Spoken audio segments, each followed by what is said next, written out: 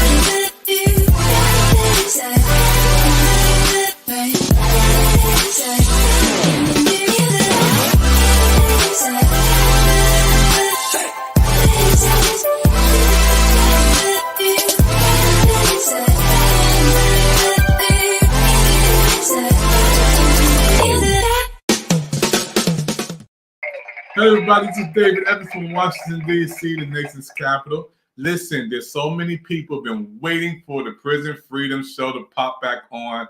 Well, the wait is over, and I'm going to bring in Brother O. Brother O, we are here today once again. Prison Freedom Show, award-winning Prison Freedom Show is on PIC TV Network right now, and I want to say thank you, man, for having a special host on for us on tonight, man. It's going to be one of the biggest nights on PIC TV Network for the Prison Freedom Show. How you doing, man, over the holidays, Brother O? Oh, man, I'm doing well. Well rested. I really enjoyed my holiday season. I really didn't do much, as far as getting out, but that was a good thing for me because I needed a time to be able to recharge and things like that. So I'm doing very well. Man, thank you, man. We have a special guest on with us tonight. You got a special guest on Put It Down tonight. You're going to take us all, man, from some level of education. I also got Brother Rodney. We're going to be back in the studio lounge chilling while you do this interview, and then we'll come back in. But right now, let's get down to business. Come on, Brother O, it's all on you. All right. Thank you. So my name is Orion Meadows, and this is the Prison Freedom Program. I'm coming to you live from Chicago, Illinois, and today I have a special guest with me, Mr. Maulana Modibo Iusi, and he's going to tell you about his story. I think that it's one that will be intriguing, thought-provoking, and inspirational, all in one. So without further ado, I give you Mr. Maulana Modibo Iusi. And sir, would you go ahead and tell them about who you are and where you're from? Well, as you say, my name is Maulana Modibo Iusi. I was born and raised here in Chicago. Grew up in the infamous Inglewood district, one of the districts where a lot of the violence and whatnot is transpiring on a daily basis. I was born on 35th and Calumet. In 1960, my mother moved to Inglewood, and I've been a product of Inglewood since.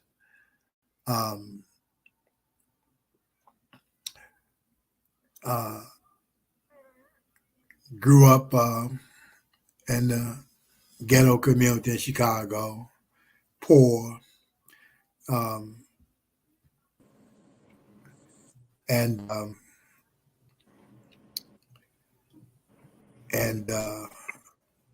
with a lot of the gang leaders and chiefs, and never was plugged myself, never was in any of the gangs, but I grew up with a lot of the gang leaders. Went to school with them, slept with them, ate with them, fought with them, but was never plugged myself.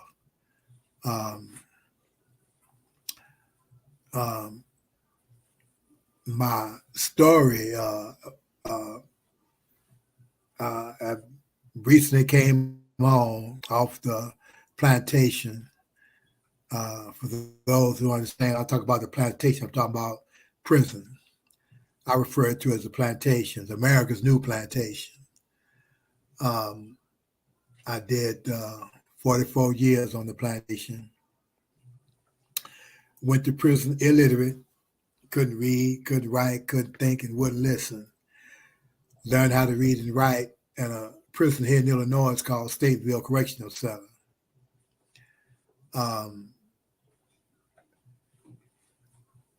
But the truly sad thing about me learning how to read and write, I didn't know that I was illiterate. I know a lot of people might ask and say, well, how can a person not know he was illiterate? Well, I labored under the mistaken notion and belief that because we are born human beings, we automatically know how to read and write. I didn't learn until later that reading and writing was a process. And I went through that process while incarcerated in the Stateville Correctional Center. But when I tell you that I did not know I couldn't read and write, I'm being honest with you, because I thought because I was born a human being, I was able to, that I know how to read and write. So I vividly recall when I was made aware of the fact that I was illiterate. A Muslim brother by the name of Thomas Cooper, his Muslim name was Brother Bay. And he asked me, could I read and write? And I told him, yes, I could read and write. And I was being honest with the brother because I actually thought I could read and write. And so he asked me to read something, and I called myself reading it. He asked me to write something. I called myself writing it. And the brother put to my ear and me the N-word. Told me, he said, nigga, you can't read. And, you know, in my neighborhood, the N-word and you know, fighting. But because I respected the brother, I listened to what he had to say. And so when he told me that I couldn't read and write, and he asked me to read what I call myself writing, and I couldn't even read that. And so him and the other Muslim brother took it personally that I couldn't read and write because I had a reputation for fighting the correctional officers. And so the brother, each one of the brothers put a lesson plan together for me. And each one of them taught me different things. One taught me English, one taught me how to write, one taught me math, one taught me, they taught me some everything. So when I learned how to read several years later, I learned how to read well. The brothers tended 2 books for me to read. One was the autobiography of Malcolm X, and the other book was Education of the Negro by Carter G. Woodson. And so, by me being a fan of Brother Malcolm, I read that book first. And then I read Miseducation of the Negro second. But I kept reading these books over and over, because every time I read them, I got a different understanding, a better understanding than I got the first time. And so,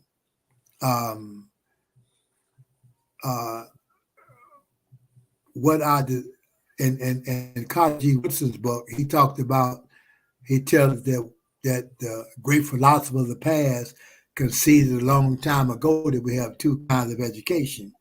That education was given to us, and that education we give ourselves. Brother Woodson said that the education we give ourselves is more nourishing to our minds than the education which is given to us. Well, that didn't make a lot of sense to me initially, the 2 kinds of education. But as I continue to read and grow and expand my knowledge and my understanding, then it made a lot of sense to me. But so as I slowly educated myself with the help of these brothers, I read a lot of books. I read what I call Holloway House books, fiction books, Iceberg, Slim Dog, The Death, Mercy, Execution. So these books helped my interest, my attention. They was provocative, And so I learned how to spell, I enhanced my vocabulary. And the brothers taught me that we have 3 types of vocabularies: the reading, writing, and speaking vocabularies. And that made a lot of sense to me years later. Right. So as I began to grow and expand, as I transitioned, as I slowly was calling back from the grave, what happened in 1987, they had a riot in a prison here in Illinois called Pontiac. What year? Wait. What year was that? What year? July the 22nd, 1980. July the 22nd, 1978. They had a riot here in Pontiac, a prison in Pontiac here with 3 guards. 7 guards was hit, 4 lived and 3 died. And so they locked the joint down for several years. And during the lockdown, I was sent out as one of the people to be dealt with. So I stayed locked down from July the 22nd, 1978 to August 8, 1982. On May the 25th, 1982, I was transferred to a prison here in Illinois called the Menard Correctional Center, which is in the southern part of Illinois, close to St. Louis. And so I stayed in Menard from May the 25th, 1982 to August 8, 1980. Stayed in Menard from May the 25th, 1982 until August 8, 1982. On August 8, 1982, they told me to pack my property. I'm being transferred. So I asked them whether I'm being transferred to. They told me they couldn't tell me. So I refused to come out the cell.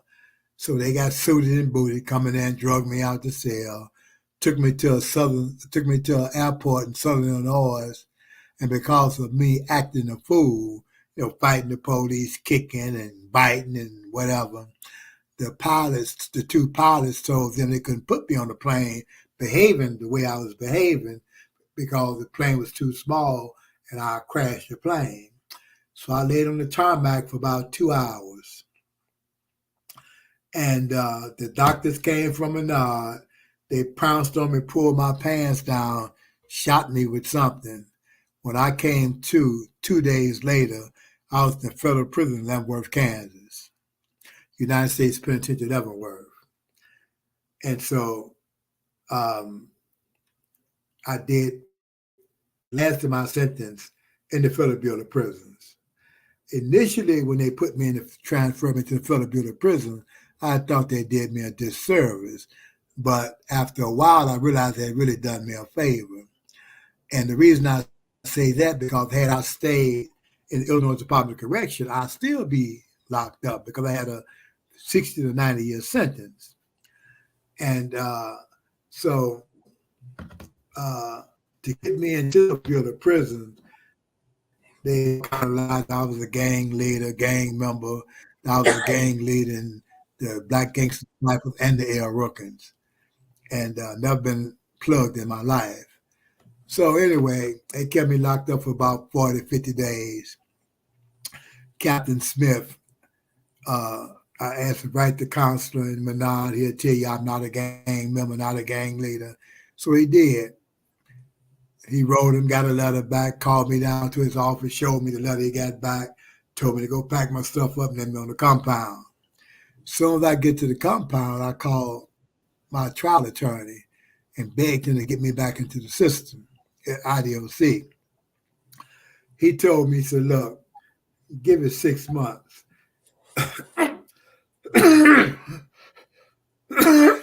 If you don't like it, is 6 months, call me back, get you back in the system. Well, since I seen I wasn't locked up like I was in the IDOC, seg transfers and all that, I decided to stay in the Federal Bureau of Prison and educate myself, go to school. So, as I said, I went to prison illiterate, couldn't read and couldn't write. But I learned how to read and write and spell.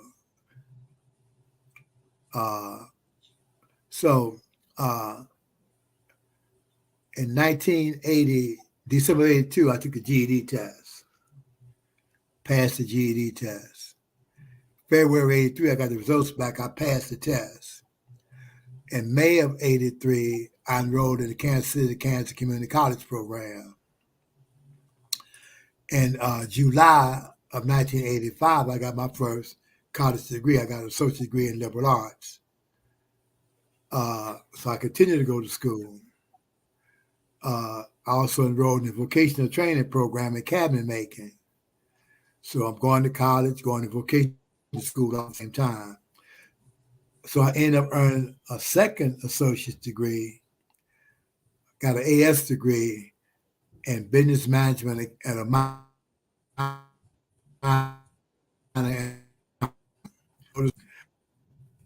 I got a third degree. I got a bachelor's degree with a double major, business management, accounting, lauding. Graduated with honors college. I was on the dean's list and never got off until I graduated, got my bachelor's degree. And so I'm working, going to vocational, also tutoring and teaching other prisoners, helping them prepare for their GED, helping them prepare for their associate's degrees. And I end up academic and vocational. I accomplished a lot. I got my overhead crane operating license. I was licensed by the state of Pennsylvania as a pest control applicator. I got my journeyman certification as a cabinet maker, HVAC tech. I completed an HVAC program.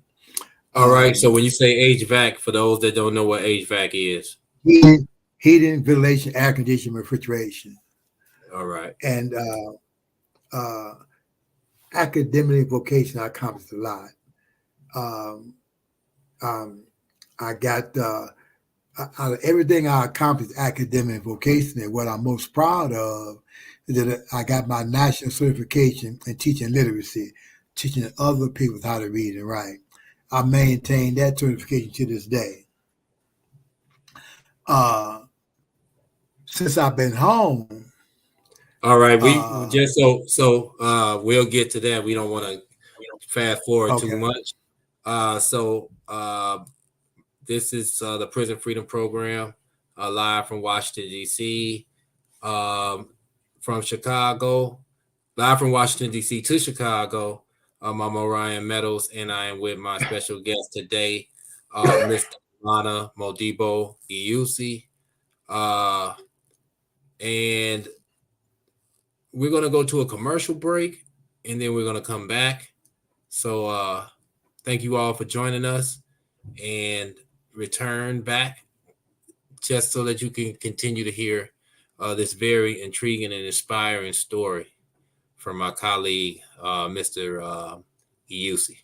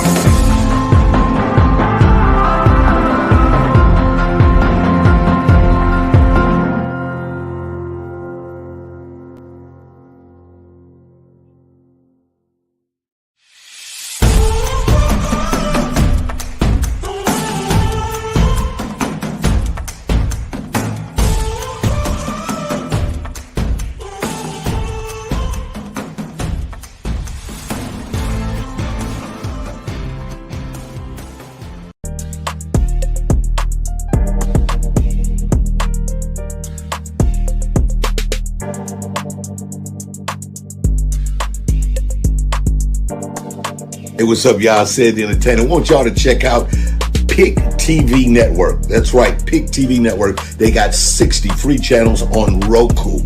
This is dope. They also started the brand new Coaching World channel at $9.89. So if you are a content provider, you are a young business with an opportunity to build a platform where you can have your own show, do some programming, check out Pick TV Network on Roku. They got over 60 free channels for you to check out and also grow a business. Go and see them now. See the content. See what they have to do. Learn something. Check them out. All right? Pick TV Network. That's what I'm talking about.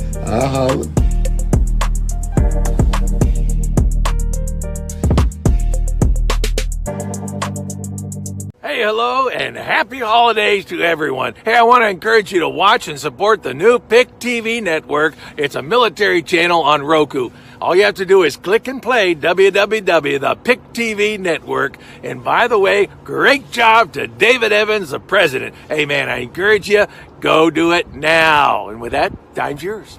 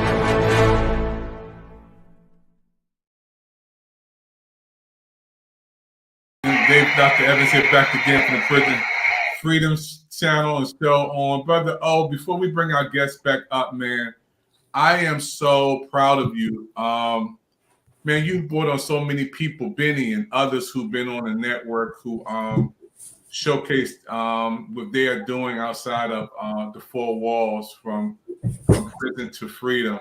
I want to thank you, man, because this has to be one of the top shows of the year. My brother had 44 years.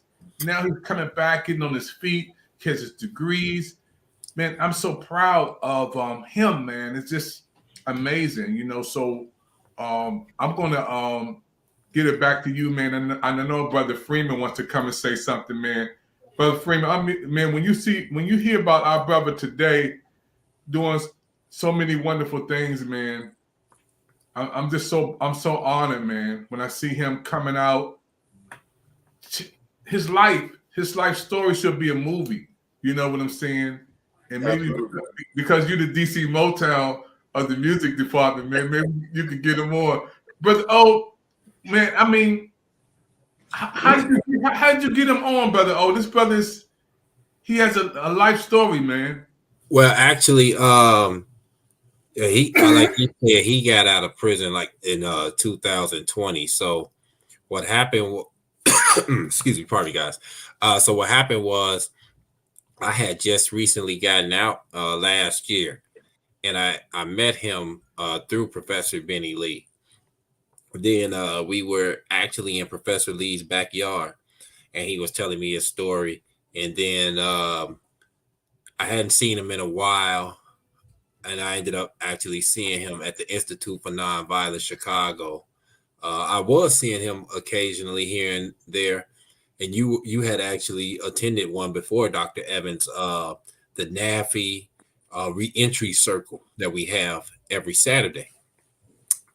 And I was seeing him there sometimes when he was able to attend, but I wasn't able to see him in person again for a while. And then I ended up seeing him at the Institute for Nonviolence Chicago. And, we began to, start connecting again. But I just, a couple days ago, I reached out to him and we were just talking. And then he was just, telling me about certain things that were going on. I felt like it was just important to have him come here on the Prison Freedom Program and tell him about his story. And as I said, there are some more things that we want to talk about, touch bases on. But I wanted him to talk about when he first went in, being illiterate. Because a lot of us here, and this is what I realized when I went to prison, I didn't know, I had heard of people being illiterate, but I didn't know anyone who was illiterate. I may have been around people who were illiterate, because now that I know, people have a good way of masking it. And in his case, he didn't even consider himself as being illiterate. I actually for the first time, I met someone who was illiterate, that I knew was illiterate. Like I said, I may have been around illiterate people all that time, but you just don't go around and ask people that they're illiterate, right? So from my own experience, I may have been in prison maybe 6 months. I came across a guy and he asked me to write a letter to his daughter. Now, keep in mind, his daughter was maybe like a year and a half younger than myself. And he was telling me that he wanted me, he was concerned about it because she was about to graduate from high school.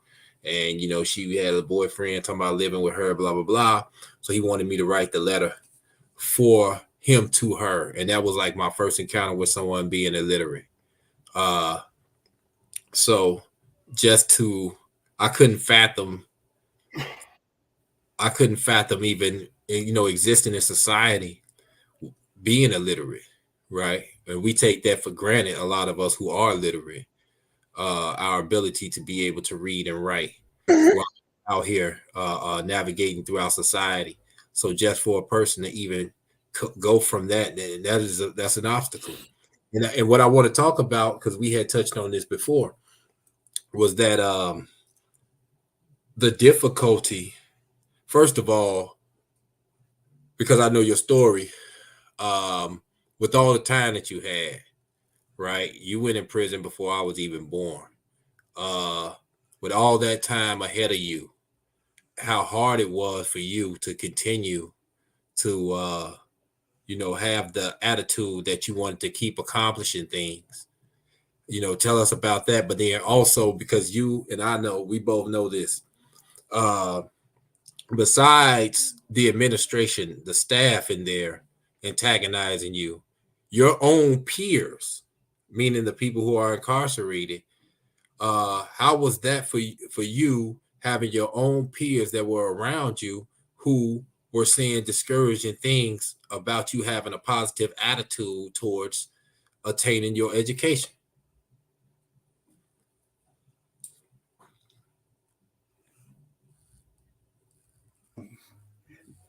I can tell you, it takes years for me to tell you the stories about how I was ridiculed and made mockery of by my peers. In fact, I got more opposition from the side that I was supposed to be on. Did the opposite, the administration.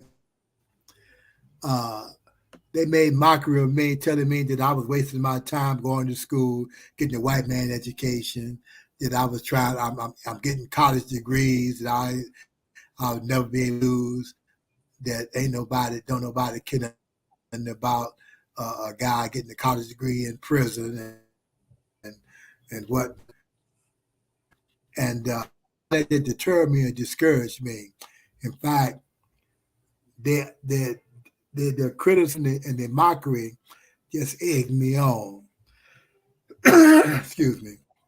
And so, but at the same time that I was educating myself and rid myself of my enormous ignorance, I was also helping other prisoners,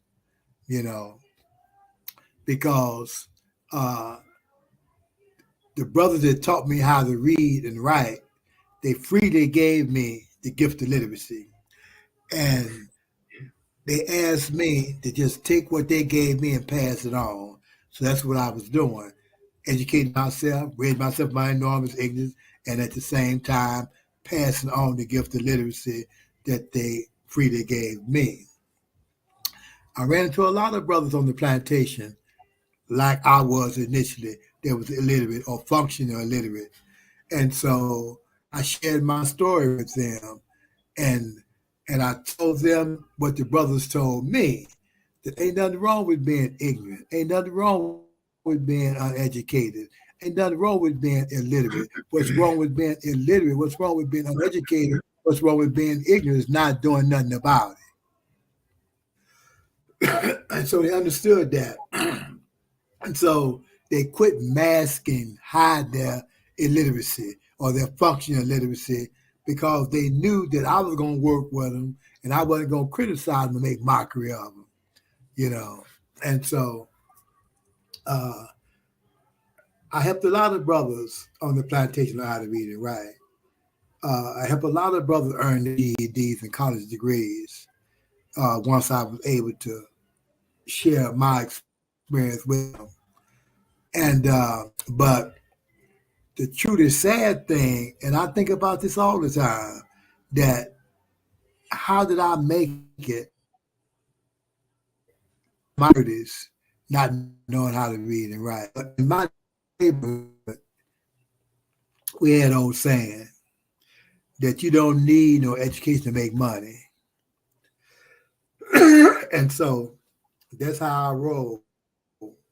Like I say, I didn't know I was illiterate. So, my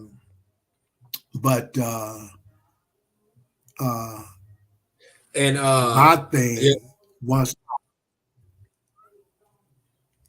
Now, I was just thinking, as you were just sharing that, they actually there's a publication called True Leap Press, and it's in Chicago, but it's also in Ithaca, Ithaca, New York. And they had something in one of their publications called, they were talking about the Black radical liberationist, basically, right?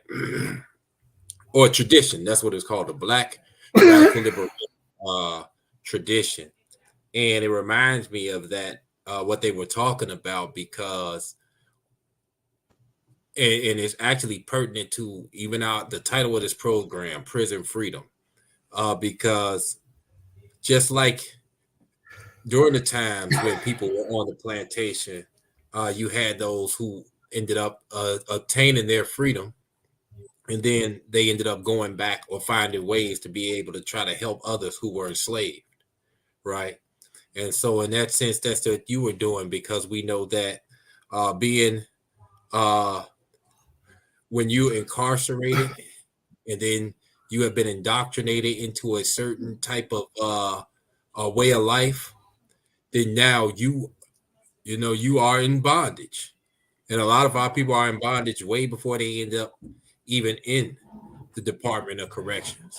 And so what you do is you help to liberate them. As Malcolm X said, it travel broadens the mind.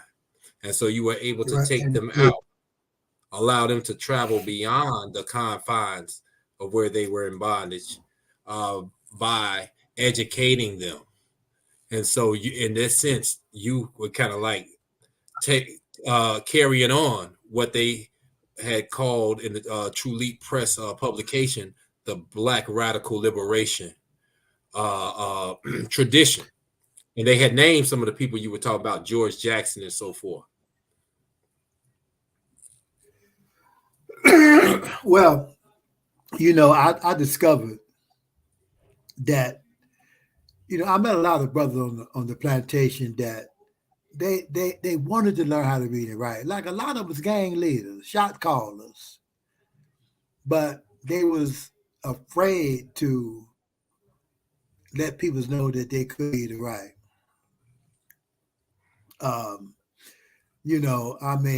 One of the biggest gang leaders here, in fact, two of the biggest gang leaders here in Chicago, when they landed on the plantation, it was like I was illiterate. One of them did something about it. The other one, he's doing something about it, but he ain't there yet. And I tutored the one I'm talking about on several occasions. Every time we was in the joint together, I tutored them. But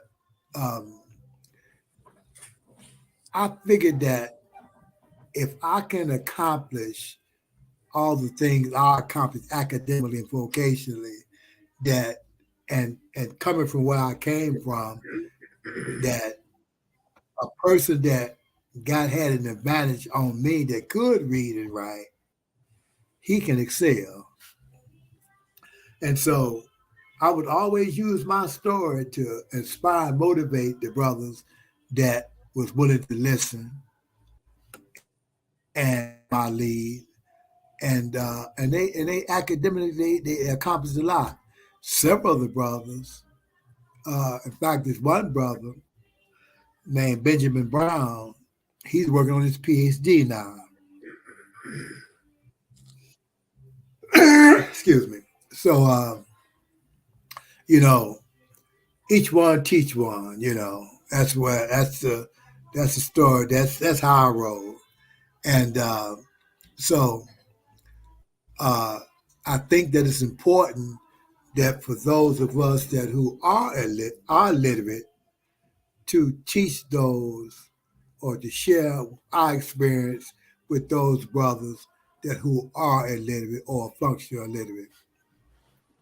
But we got to do it in a certain way, though, because a lot of brothers try to hide or mask their ignorance, illiteracy, because they're afraid to let people know they can't read and write.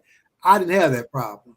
Right. When them brothers told me that I was illiterate, that I couldn't read and write, I accepted what they told me, and the lesson plans they put together for me, I rolled with them.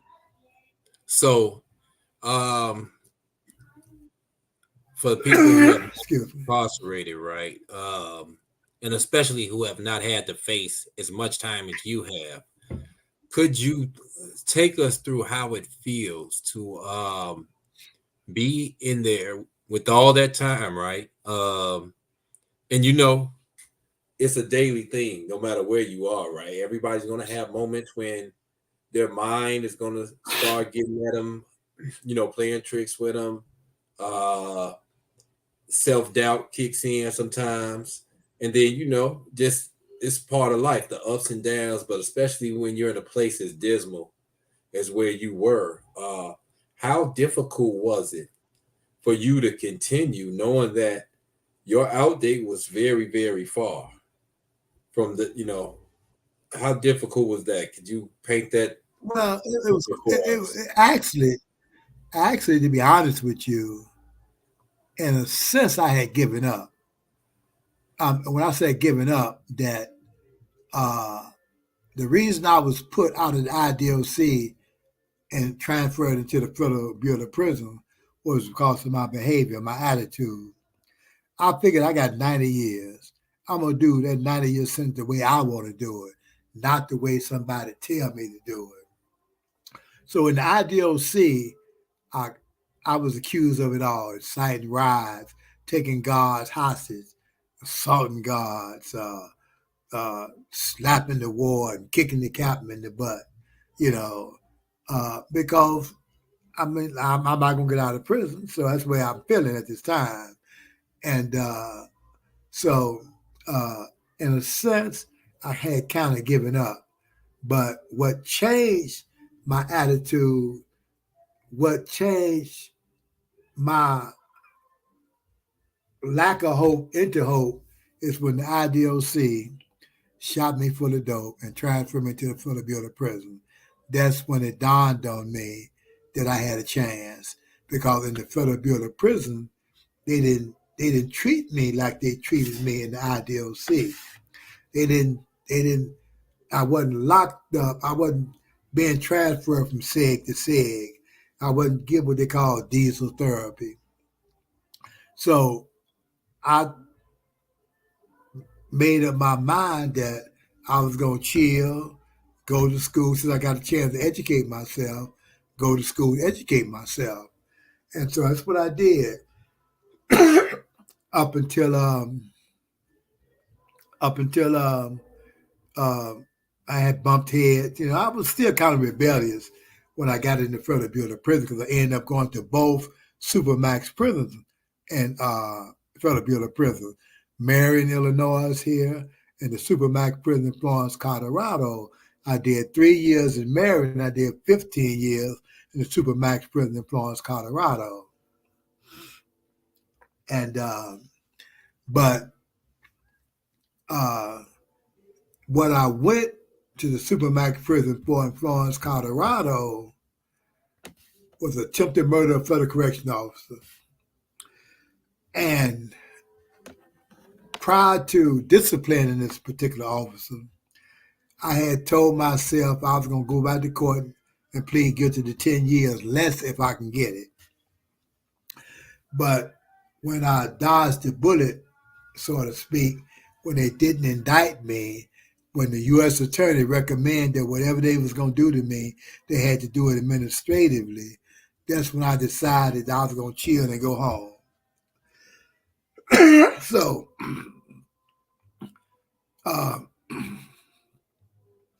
while in the Supermax prison, I read books, wrote people all over the world, Nelson Mandela, Desmond Tutu, you name them, I wrote them.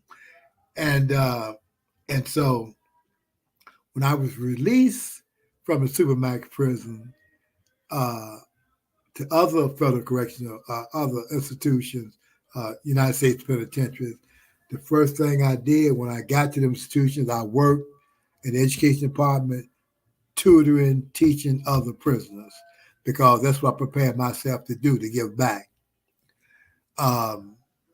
It wasn't, for me, it wasn't at all that difficult to make that transition, because, I done met some brothers in the IDOC who didn't really help me really get myself together. They helped me see myself in perspective. They helped me see myself in relationship with other men in the world. Excuse me. So, I slowly crawled back from the grave. Once I crawled back from the grave, I took my great leap forward. And so all the opposition that I received from the people, the side I was supposed to be on, I used that as a motivated and inspiration force, because I know the other side what really interested I was doing, and that if they could bar me from impede my progress, then they would. But I didn't allow that. See, I didn't, even though once I dodged the bullet, didn't get indicted, I decided at that point I was going home. So I started compelling myself to accept all the bigotry and racism that they heaped at me. And so, and believe me, in this Federal Supermax prison, the racism and the bigotry is thick. You had guards and lieutenants there that would put shackles on, handcuff you, and bring you out the cell and put the smack down on you, simply because you was a brother, right? Because you was black. And but everyone, pardon me. So I just wanted everybody to know that they're watching the Prison Freedom program right here on the PIC TV network. My name is Orion Meadows, and I am with my special guest for today, Maulana Modibo Iusi. He had a 90-year sentence. He served 44 years. And so what we're going to do is we're going to go to a commercial break soon. But what I want to, I definitely want to continue talking about your transformation, right? Because, I understand like some of the things that you're talking about and some of the circumstances that you were under. But I want to go to this commercial break first, and then we'll talk about the transition, right? That moment when you had that shift as far as your attitude was concerned and what you were going to do. But then also we're going to come back and we're going to have words from Dr. Evans and Brother Rodney Freeman. And then we want to bring them up to speed with what you're doing right now. So we're going to go to this commercial break, everybody. Come back. I'm Orion Meadows. This is the Prison Freedom Program right here on the PIC TV network. Yes, you can achieve a college education right here in your own community. Harcum College's ACE program at the Deliverance Evangelistic Church offers associate degree programs that can help you land a good job and improve your quality of life.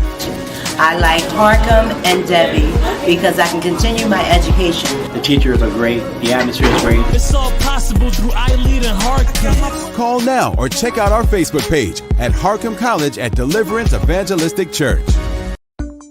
They say your eyes are the windows to the soul.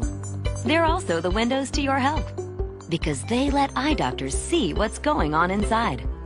Think about this. A comprehensive eye exam can be an early detector of serious health problems like high blood pressure, heart disease, stroke, and diabetes. Shouldn't you see your eye doctor yearly? Go to thinkaboutyoureyes.com to learn more and for a list of local eye doctors. It could help save more than your vision.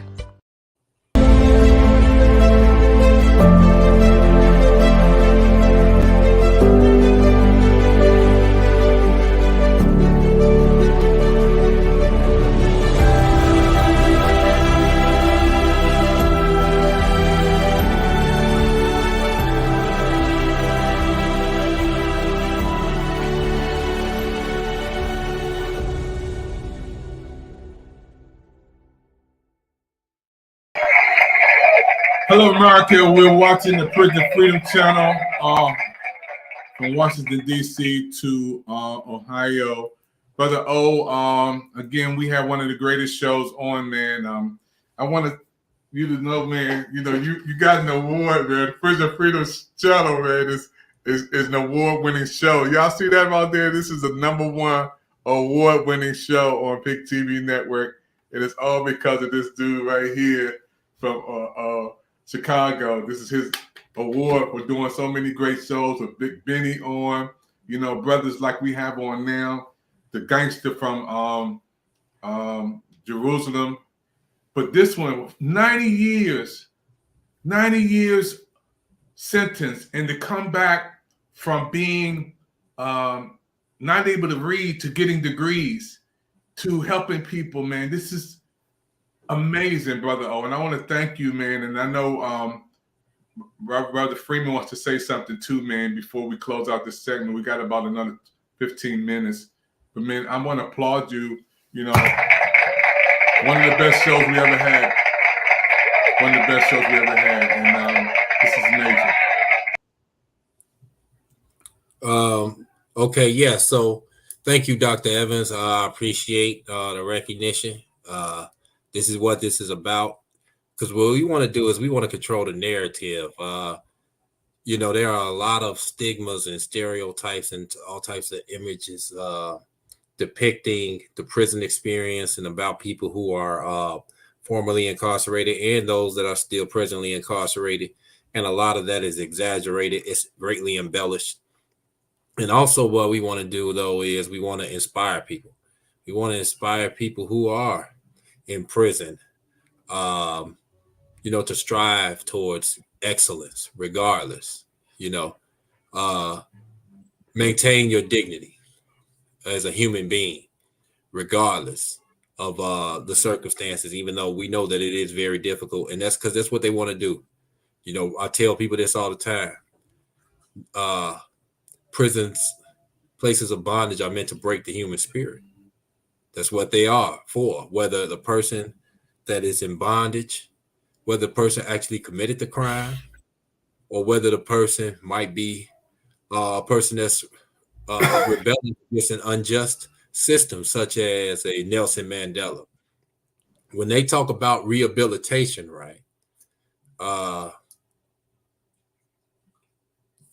the concept of rehabilitation is basically breaking you from a certain type of behavior and mindset that they feel is adverse or antagonistic to a particular regime. Now, if you're a criminal, right, if you're a person that's a lawbreaker, then they feel like you are a threat to society. So they want to break your behavior, your mindset, so that you will no longer be a threat to society.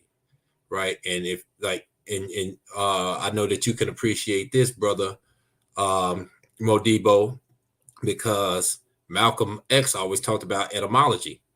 And so if you look at the word penitentiary and you break it down and you go to the root of it, it means basically penance, to show regret or sorrow for something. And so they want to, if you are a lawbreaker, as I said, right, they want to break you so that then you know that you change your pattern of behavior and thinking, right? But on the other hand, even if you are fighting against an unjust regime, then you're still considered an enemy, and they want to break you from rebelling against that regime that is unjust. So either way it goes, is to try to break your spirit and dignity as a human being. So I want to talk about, before we went to the commercial break, though, because I understand the circumstances. You went from actually possibly being prosecuted, which would have added on more time, to having that, as you say, that break when you dodged the bullet. And that was the moment when you decided that you were not just going to react no matter what happened. You were just going to go ahead and you were going to take it because you felt like your liberty. You saw that, hey, I have an opportunity to one day get out. And if I behave a certain way, if I, live my life a certain way, you saw the possibility, because we know in there, as well as I know, the things that occur in there. And then we saw people die in there, that it's not promised that you're going to get out, but you saw that you had an opportunity. And so you worked towards that regardless. You had that optimism. And so you felt like there was nothing that was going to deter you or cause you to do something that would lengthen the sentence that you already, or extend the sentence that you already had, because you had an opportunity to be able to get out early if you had good behavior. So I want you to talk about right now why you decided that you wanted to take up math. why you had interest in mathematics, because we know that a lot of people out here, let alone in prison, don't embrace mathematics. They don't take on that challenge.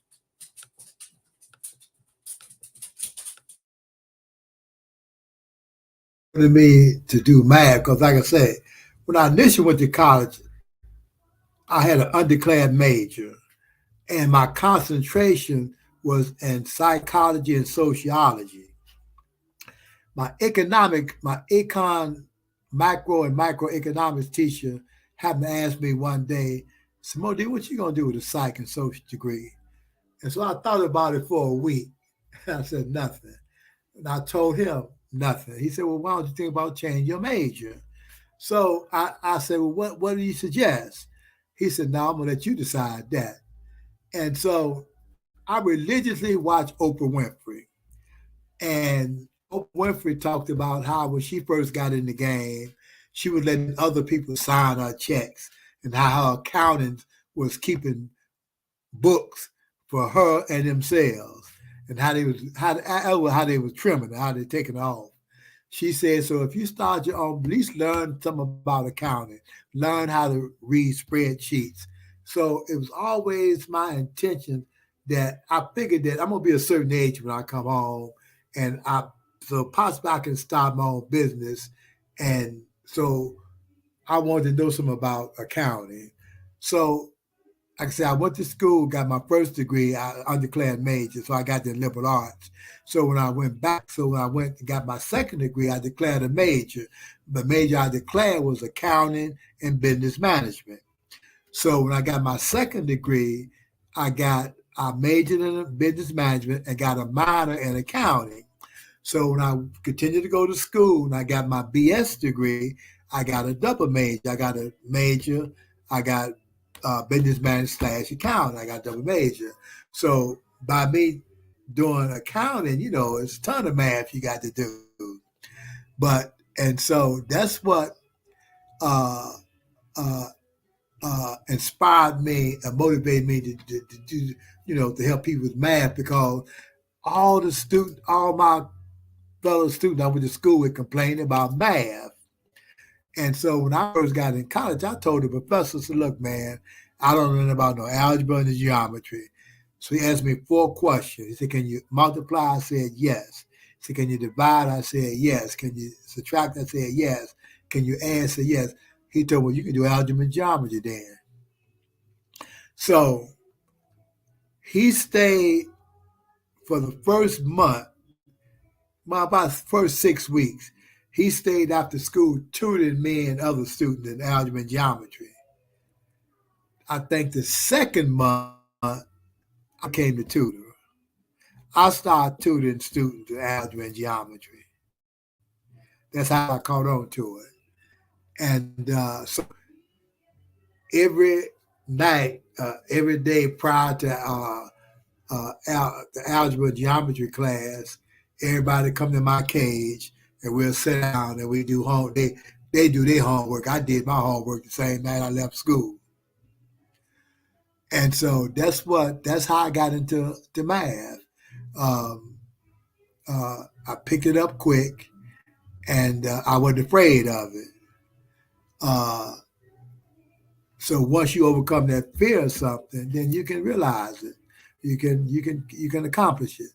So I'm never afraid of math. When the professor showed me how to do algebra and geometry, like I say, I took over where he left off. I started tutoring everybody, So, and one of the reasons why I wanted you to come on this program was because we were talking. Now we just had a storm out here in Chicago, Illinois. Oh, yeah. Now, you're 75 years old right now, and you shovel snow for like 8 hours, right? No, 14. Okay, so he shovels snow. Listen, everybody, the man's 75. He shovels snow for 14 hours. The reason why he does that is because right now he doesn't have any full-time employment, and he has several degrees, right? Another thing, too, that I want to commend you for is the fact that he volunteers his services as a math teacher at the church, St. Leonard's Ministries. Well, Now, actually, it's not a church. But right now, since I've been home, St. Leonard's Ministries is a nonprofit organization that has its own, probably the only nonprofit in the state of Illinois, its own high school, where you get a regular high school diploma, not a GED, a regular high school diploma. Take the test, get into high school, 14 weeks. If you final, midterm, final, homework, and you graduate. We just had a big graduation week before last. So I tutor what is called core math for St. Leonard's Ministries, and I do it as a volunteer. Now, I had jobs since I've been home. Right. But my point. So they do background checks on them. Right. That's what I'm saying. That's my point. That's my point. The background checks, and then the fact that a lot of times, people, they don't want to hire people who are, older up in age, right? And so I wanted to talk about the barrier because, as you know, at NAFI, we talk about social disabilities. And so you are actually, even though you are qualified, and then you are being punished, one, because you are formerly incarcerated, and secondly, because of your age, even though you are able to perform a lot of these duties, these responsibilities. And so third because of my color. And third because of color. And so I just wanted to talk about that for a moment, because these are the barriers that you are facing right now. But they're also, as we've talked about this, we have a lot of people who are out there living a particular lifestyle. And these are some of the potential consequences of that, especially right now with the way that they're, giving out time, as they call it in the Illinois prison system. We say they give out football numbers, meaning that, if you watch a football game, those games could end up 35 to 43. So meaning that's a lot of time. And so when they're out there living this lifestyle that right now appears to be attractive, it's appealing, especially because it's on the videos. They're hearing it on the radio station and all of this type of stuff. We see it in social media all the time.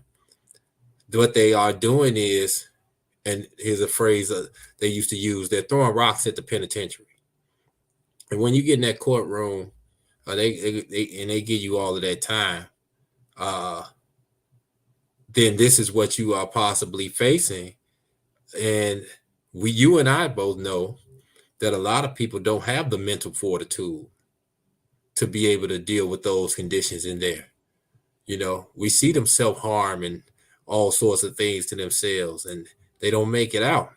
But then even if you are fortunate to make it out after all of the things that you have to experience, that you're subjected to, health, right? Some people don't make it for health reasons. If they don't get hurt by the officers there or by another inmate, you just might not make it, right? Because it's not the most healthy place for you to be. And so if you do finally make it past all of those things, where you're able to have your mental faculties intact, you physically, you're all right, right? Here's a situation where this man served 44 years, and now people are looking at him and saying, well, you're a convict and you're too old, right? And so this is just something this is something for people to think about, though. We want our brother. You have done wonderful things. You've accomplished all of this, and you are, you volunteering your services because you're doing this for free. And you should actually be, compensated for the work that you're doing. But the situation as it stands right now is that you're being punished like triple times now because you already paid your debt. and I'm going to bring on Brother Freeman and Dr. Evans in a moment, but I want to just say this. When they give that much time out to us, and believe me, I know, because when I began, even I had a 45-year sentence. I wasn't supposed to get out till 2042. Their plan is to break us, break our spirit, but then also when they give you that much time, they don't expect you to make it out. They don't expect us to make it through all that time. Oh, definitely not, because when I got sentenced, the prosecutor asked the judge to sentence me to 500 to 1,000 years. He said because he wanted my sentence to reflect to the parole board that I never be released from the plantation. But the judge took the position he wasn't going to send me to no 1,000 years. He going to give me 90, that I couldn't do neither one of them. Right. That was the position. That's what he said. Right. And see, that's what they don't expect us to do all of that. They don't expect us to make it. But not only have you made it out, right? You faced the difficulties that you had to face since you've come home with rejection and so forth. But tell them what you just did at college. Well, since I got a 4th degree, I graduated May 1st of this year from Kennedy King College with an associate applied science degree in HVAC, heating, air conditioning, and refrigeration. And I graduated with honor. So what I'm planning on doing, if I can find the finance to start my own HVAC business,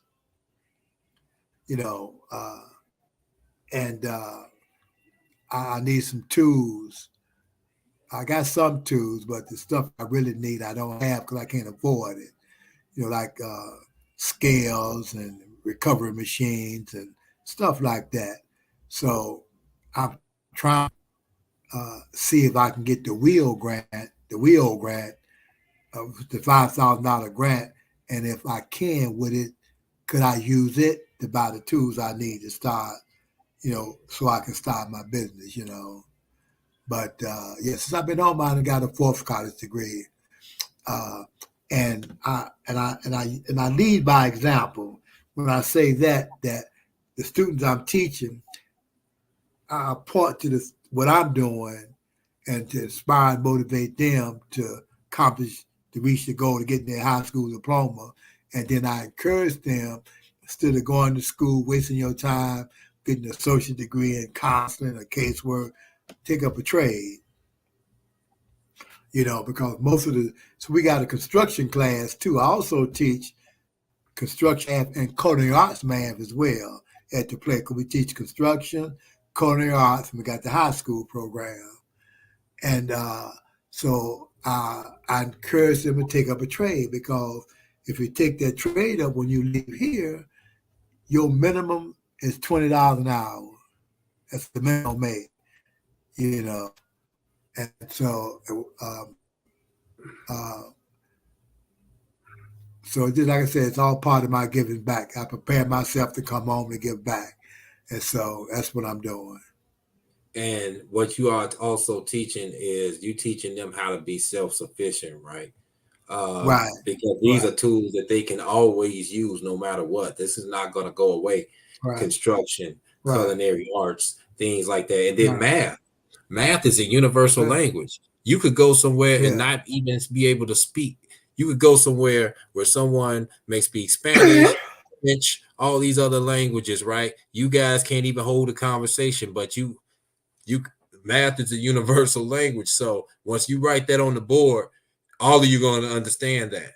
And that's what a lot of people don't think about when you talk about math. It doesn't matter what language you speak. You could put people from 10 different countries in the same room, and they'll be able to understand the math, what's on that board when you're talking about math. So that's very important. So I want to commend you for that. The fact that you are doing all of this, and then they're not even paying you for this. That is the atrocity, the fact that you have all of this knowledge that you're using to educate and try to liberate people, and you're not being paid for that. And you definitely need to be compensated for your work. So I'm going to bring on, I'm going to allow Dr. Evans and Brother Freeman to speak if you guys have anything that you would like to say about our special guest today.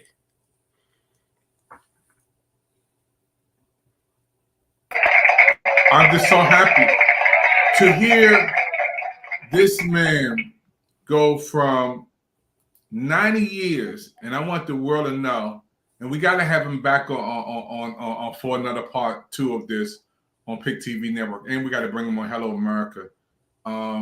Your story is amazing. To have 90 years, first of all, and to come from 90 years to serve 44 years, had 90 years. That's over a lifetime, folks. He's 75 years old now. He served most of his life in prison, 44 years, and could not read. Let's stop right there. He could not read. Now, this man has 4 degrees. 4 degrees at 75 years old. I'm so proud again of you on our network. This is history for us, Pick TV Network. I want to thank again the award-winning show that we have on now, the Prison Freedom Show.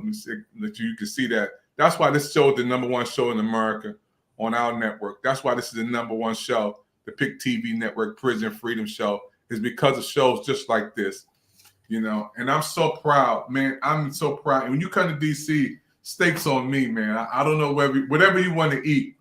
I'm gonna feed you till you can't eat no more. I know you don't want a Chicago pizza, but you know we're gonna feed you over here.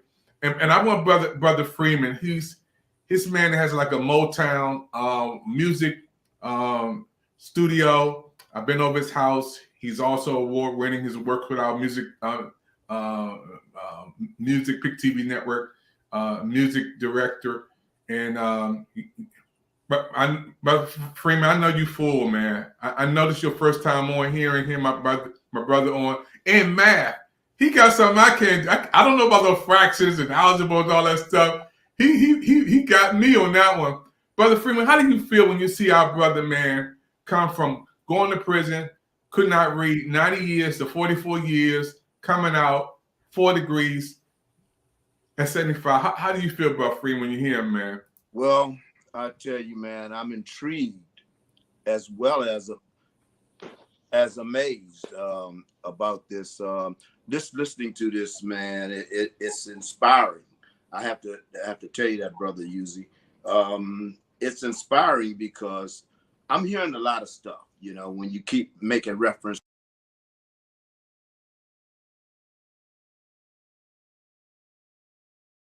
I think the sound went out for a minute. We're going to bring him back in a second. We're going to bring him back in a second. But brother, yeah, I'm going to bring him back at his sound. Yeah. We're going to bring him back in a minute. Yeah, he's having technical difficulties. But to see, man, this brother, man, this is one of the greatest shows, man. You said you guys just came off of another show before you came on our show. And I was like, this is going to be hot. And I'm excited, you know, just to hear him share his story, man. It's amazing. We got to have him back. He has to come back on to talk about what he has. It sounds like a movie, man. We got to do this into a movie format, man. Hey, I mean, you know, I think that it is you know, stories like this, because I'm real big on documentaries, but if I do watch movies, I like them to be based on actual events and stories.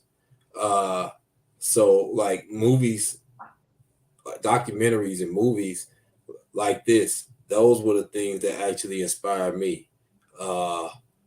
Story of P.D. Green. Yeah. Knowing about Mumia Abu-Jamal and what he was going through and what he was able to accomplish while he was still incarcerated. I could keep going on. There's so many, but these are Hurricane, you know, the movie The Hurricane. That was another one. You know, these are the stories. There was a guy He actually was a poet named Lemon.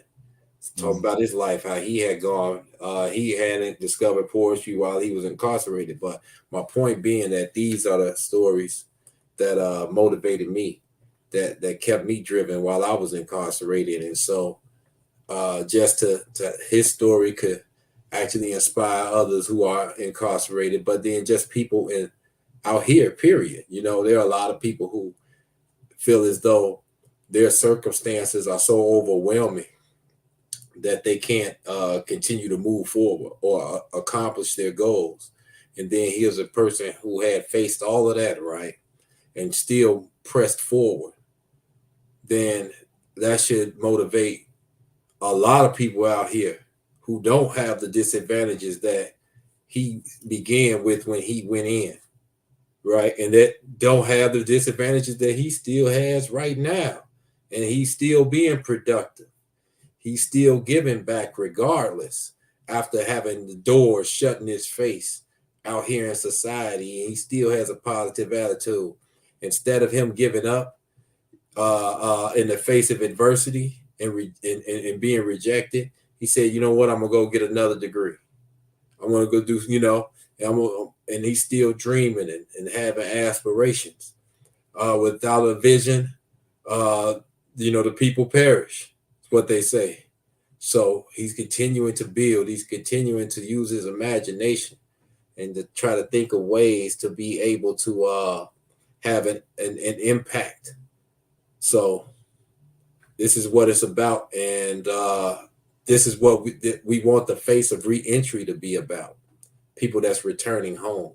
We want to show this because what has happened is society has, especially with the media, you know, they take all of the things that are you know, bad or are negative, and then they put it out there. And then especially when we're talking about people who are incarcerated and formerly incarcerated, to try to spread fear, instill fear amongst people about those that have been to prison. So we want to control the narrative, and you know, I don't believe that anything happens by chance. You know, I believe that the universe moves in a certain way. And even before you and I met, Dr. Evans, I had told Professor Lee that one of the things that I eventually would like to do was be able to have more of an impact with social media and with the news and so forth, journalism, and even the entertainment industry, because we began to be able to control and shape the narrative instead of allowing other people to do so. Just to hear you talk, man, and you told me this was going to be a big show. The Prison Freedom Show, an award-winning show. I can't stop saying it's his #1 show on our network. With Benny and others who've been on. And this show is about inspiration and information, encouragement, motivation. I want to ask Brother E, what would the younger version tell the older version today? Because there's some young cats looking at you who gangbanging, who's out there, and mother saying, come listen to this man. They may not ever listen to me. But what would the young version would tell the old version today of you? Or let's say you in the room with 100, 200, 400 young brothers, all out there doing crazy stuff. What would you tell those brothers in that room? These are teenagers doing what you did or doing worse things today. What would you tell them today in 2023? Well, first of all, I would try to impress on them that what they doing is not a rite of passage. They laboring up under the mistaken notion and belief that all this madness, especially here in the city of Chicago, that whatever they're doing is a rite of passage, right? And that what they're really doing is devastating our community. But I would try to help them understand that most of our children here in the city that's perpetrating all this madness is uneducated. They don't know anything about our history. And somebody that got some sense is manipulating and using them to go out here and commit all these crimes and whatnot. And he get rich off their madness, you know. But I got a son, my youngest son on the plantation, and I constantly ask him all the time, was it worth it? And he tell me, well, he thought it was worth it, but he realized now that it's not, that it wasn't worth it. And so I would try to impress upon our children that it's not worth going on the plantation and being warehouse, not having anything to do academically or vocationally, and that and a lot of them ain't equipped, there's equipment to deal with the dehumanizing process they're gonna face on the plantation. So a lot of them gonna come out. Broken men, if they come out at all. So but I'm old school too. But you're not an old fool, man. You're old school. I'm old school too, but you're not an old fool. I want to bring Brother Freeman in. Your audio was crazy for a minute. Brother Freeman, before we close out the show tonight, man, you were talking. Can your audio, are you good now? Yeah, I can hear you guys now. Very good, man. I wanted to ask you, what do you feel when you see our brother, man, who could not read, had 90 years, served 44 years, and now 75 years old with 4 degrees in Chicago, man. You can pick up probably middle ways when you were very free. Go ahead, man. Yes, sir. Because I don't know how much you heard, but as I was saying, you know, I just see a blessed brother, a brother that has been on a spiritual journey. I mean, God has his ways of dealing with each and every one of us and bringing us to the place where he wants us to be, so he can really use us as we use him. And, you know, knowing that, I can hear all the things that the brother was talking about, even particular words, as Brother Ed Edwards said something about etymologics. When you talk about plantation, the word plantation, that goes all the way back. And when we use that now in modern history, you know, we make reference to jail or prison. And prison starts in your mind, you know, and that's why this show is so important, because once we free our minds, we're moving towards freedom. Freedom in itself is the ability to realize that God is really in control, and he's taking us to the places where he wants us to be. And it doesn't matter about the obstacles and all of the opposition that we're going to get, because that's ordinary from Satan or whatever you want to call that spirit. But I'm just encouraging the brother Uzi, and I don't think he needs much encouragement, because on his journey, from what I've heard, you know, God has already shown him what he has to do, and he's continually doing it. So I'm just fascinated by this type of conversation. I'm a blessed man to be a part of this today. And I just have to say, you know, keep on moving, brother. Congratulations, man, on your 4th degree. You know, congratulations, Dr. Thank you, my brother. For moving this brother forward, and having Brother Edwards, you know, commentating and bringing on these kind of things. And now I'm really, really interested in this particular programming and ministry, because the brother Uzi, you've got a ministry that's ahead of you.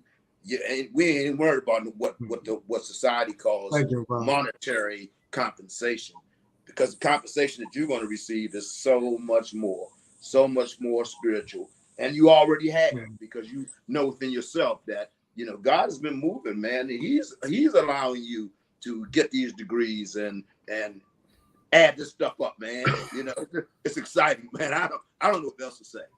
Man, I'm excited. You know, I want to help Brother Uzi to get those whatever he needs. You know, that we can help him to achieve whatever he needs to get what he was talking about. We got some connections here in Washington, D.C. We're gonna show this over and over and send this clip to some people too. Before we close out today, Brother O, you did it again, man. I mean, one of the greatest shows we ever had, man. I knew it was going to be good, but I didn't know it was going to be great.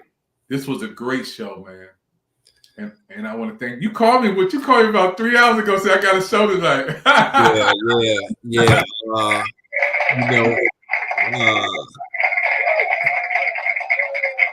I just felt like, the Spirit was moving me in this direction. I was thinking about the holiday season, right?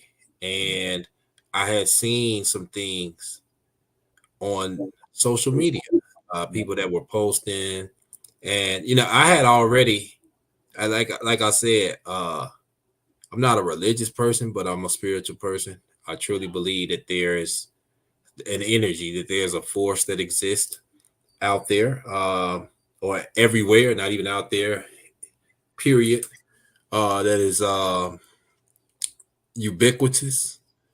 And so I was having just thoughts about just the fact of being just appreciative. And I had kind of like what's the word that they kind of like use in Buddhism? Anyway, I was in the present moment, right? And so I was just thinking about being appreciative of the things that I had and being in the present moment right now. Not thinking about things that I didn't have or things like that, but just the things that I had right now, yesterday. And so then I had seen a post when people were talking about basically they didn't feel the holiday cheer and things like that. And a lot of people get caught up in that. Because of the commercialization of what the holiday is supposed to be about. And they have all this imagery and all this, and it's nice to be happy and be full of cheer, but the true, essence of these type of days, these moments, is to just be appreciative and have gratitude for the things that are, and not looking at the things that are not, and so it's so easy for us to compare ourselves to what other people seem to have, right? Because we'll see people smiling, having a good time and all this type of stuff, the movies and the commercials, and it's nice if you feel that way, but that shouldn't be something that validates your existence in the present, right? But just to appreciate these times that you had, the holiday season should be a time that you are able to just sit back, relax, and enjoy the people and the moments that you do have in your life, not to be sitting here thinking about what you don't have and being depressed because your life is lacking this, or it doesn't measure up to what seems to be the life of someone else, because we see that what is seen on the surface or projected on the surface isn't always what it appears to be anyway. Right? So that's why I wanted to bring this out, bring this brother out right now today, because I felt like it was pertinent to us being in this holiday season, because he is a person that's lost a lot of things. He's experienced a lot of hardships, and yet he moved forward, and then he's still being he's still giving, even in the face of rejection, of people rejecting him and not accepting and embracing him. He still chooses to give. So he is exemplary right now of what we call the holiday spirit right now. 75 years old, doing great things. I'm excited. Pick TV Network, Prison Freedom Show, folks. You're watching it. Special presentation. Scan that QR code. Get your phone. I want to thank Brother Rodney Freeman for coming on. This is my right-hand man when it comes to our music studio. We're going to bring him on the second set. Brother E, you got to come back again, man. You stole the hearts of America tonight, man. You know, you was awesome. Yeah. It's beautiful to hear your story, man. Your story is amazing. And we want to thank you for just coming on tonight. Brother O, I'm just excited, man, for just having him on. Brother Freeman, this is your first time on, man, on Prison Freedom Show with us, man. I know, man, you was lighting up like a Christmas tree, man, when he was talking, bro. Yes, sir. Yes, sir. Yes, sir. I know you're going to tell everybody about it, man. This is what we do, Prison Freedom Show. When I started this show, I asked Brother O to help me to organize this thing. And I didn't know that God would come in and bring, so many, from Benny to the Jerusalem Gangster, to our brother E, who's on tonight. This is something that kids can come around and watch, and they can realize, man, I don't want to do that no more. This is totally different from any other show we have on the network out of our channels. This show is for people to call me when I walk down the street, say, I like that show. People be stopping me at the mall, say, I seen the Prison Freedom Show. I'll be walking around and they say, I seen that show. So people are watching, and there's a lot of people that can identify with this show, man. But we got to do part 2, man. Yes, sir. Yes, sir. Definitely. And I just wanted everyone to know, just be on the lookout for Prison Freedom Program and Hello America. I got a lot of people lined up, and so eventually we're going to try to get them to you, and so that you could be able to just see, to hear a lot of testimonies and see a lot of the work that people are out here doing that's positive. Hey, don't sleep on that point. We got a poet showcase coming up too. All the poets. And you got something off the cuff to give us before we close off right off the cuff, or you all out? You out of gas, huh? Yeah, I got one. I'll say an old one. And it's entitled Blood and Ink. I want the ink that drips from my pen to be like blood, the blood of a martyr. For martyrs spark revolution. Revolution means change. I want to help change the perception of the millions of my brethren in chains. Show the world the humanity existing within us all. If I could write the story of my life in blood, I'd write it in an old forgotten tongue like Aramaic, not on papyrus, but on blue lines of white loose leaf sheets. All the words past the margins.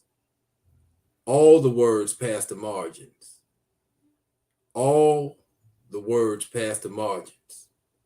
To emblemize the boundlessness of the life force, vibrating at the very core of the cosmos, emanating in our hearts as the fiery spark, impelling us toward the attainment of spiritual truth and liberty, actualized in space-time when the mind becomes a participant with the divine in the creative act.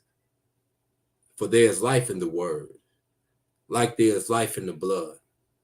For the blood speaks volumes. Yes, the blood speaks volumes. Like Abel's, who was wrongfully slain by his brother Cain, that shook the throne in heaven from the ground and cried so aloud in pain. And I want the words that's transcribed from the very ink of my pen to do the same.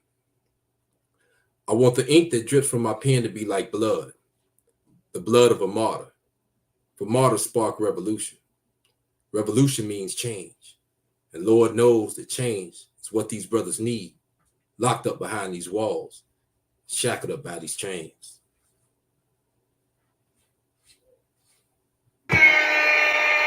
There he is, y'all. We'll see you next time on the Prison Freedom Show from Washington, D.C. all the way to Chicago. Shalom.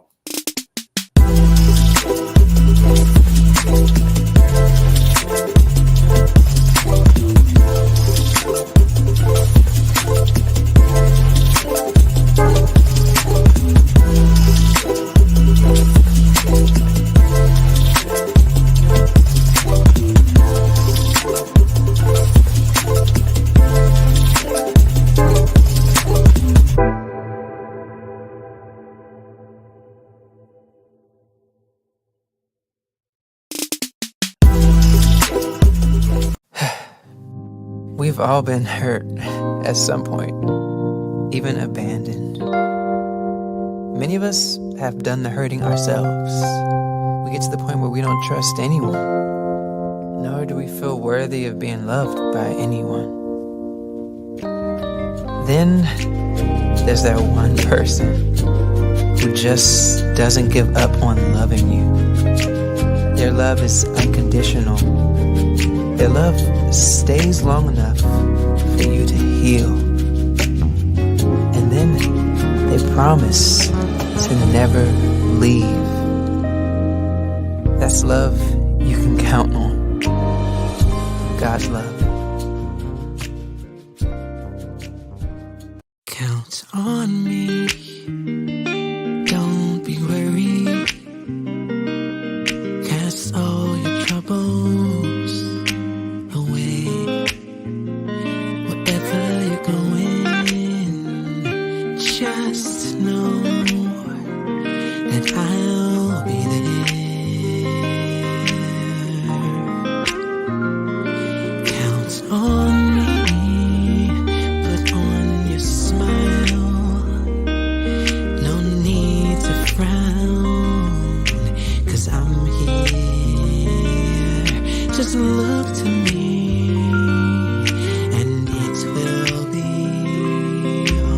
alright.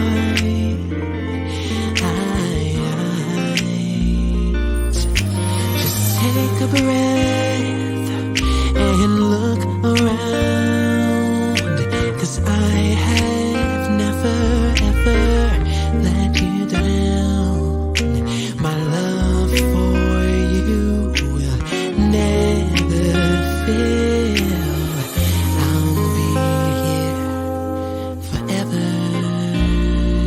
Count on me. Put on your smile.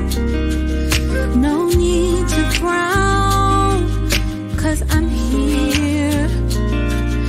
Just look to me, and it will be alright.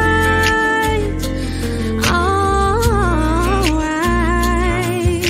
Just take a breath. And look around. I have never ever let you down. My love for you will never fail. I'll be here forever. Yeah. You can count on me.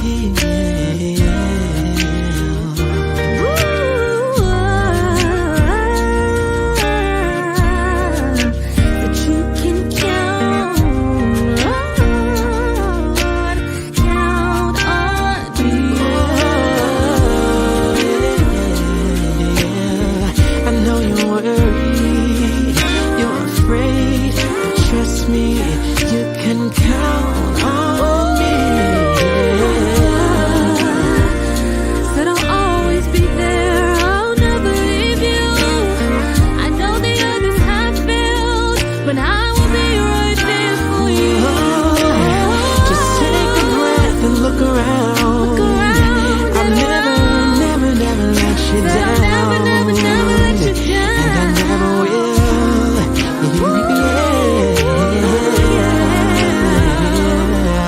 You can count on me. You can count on me.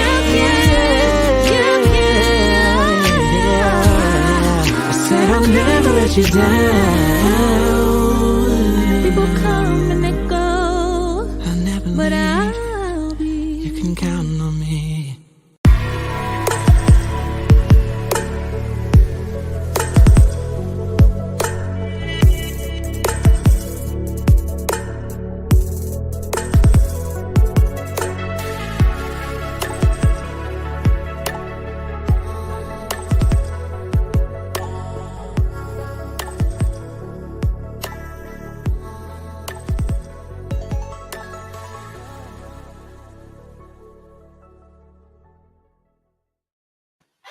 Everybody, you made it to another show, the end of another show on the Pick TV network. Listen, Happy New Year. 2023 is your year to be on Pick TV. Yet 2023 is Pick TV Network time to reach you, and you, especially you, to bring you on our network. We got some brand new shows, brand new programs, and we can't wait for you to be a part of what we're doing on Pick TV. This is your Michael Jordan year. Let's get your banners up. Yeah, on Pick TV. Pick TV is the place to be in 2023. Don't forget, if you want to support our programs and shows, all you have to do is text to PIC, that's PIC TV 54244. There you go, 54244. Pick TV, text us. We'll get back with you. See how you can come on our shows and programs. We're so excited for all of you. And don't forget, those who've been watching right now, scan that QR code. Get your phone. Yeah, the QR code. Boom. There it is. Right there for you. Put it up there. Brother O from Chicago got some brand new shows, brand new people coming on. Prison Freedom Show, Hello America, and the hottest thing that's going to happen on Pick TV Network, The Poet Showcase. I'm telling you, Brother O, we got to go, man. But that Poet Showcase is going to be, it's going to shut down the world, man. It's when you had those poets on here, bro, I think they're going to be lined up to come on, too. Yeah. Hey, you know, man, we got some nice poets, man. So I'm definitely looking forward to that. Hey, thank you, everybody. Don't forget to keep watching our shows on Pick TV Network. Hey, and we got some comments popping in. People coming in from comments. Thank you for coming in. God bless you until we meet again. Keep watching the Pick TV Network. Out for now. See you later.